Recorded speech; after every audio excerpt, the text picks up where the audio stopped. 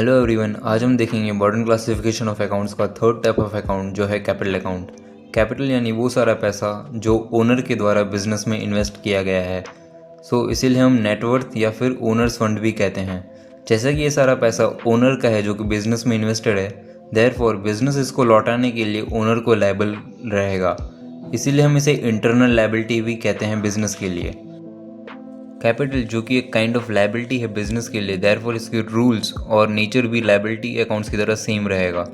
Capital accounts का भी rule है डेबिट व्हेन डिक्रीजेस, यानी हम कैपिटल अकाउंट्स को डेबिट करेंगे जब ओनर का पैसा बिजनेस में डिक्रीज हो, जैसे कि विड्रॉल ऑफ कैपिटल या फिर लॉसेस।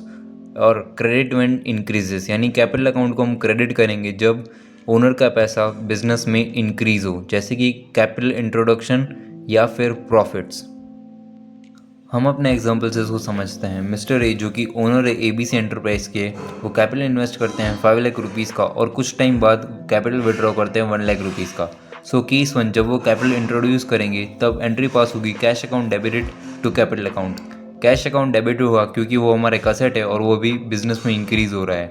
और कैपिटल अकाउंट हुआ क्रेडिट क्योंकि ओनर का पैसा बिजनेस में इंक्रीज हो रहा है। और केस 2, जब वो कैपिटल विड्रॉ करेंगे तब एंट्री पास होगी capital account debited to cash account. Capital account यहाँ पे डेबिट हुआ क्योंकि ओनर का पैसा बिजनेस में डिक्रीज हो रहा है, और कैश अकाउंट क्रेडिट हुआ क्योंकि असेट हमारे लिए रिड्यूस हो रहा है।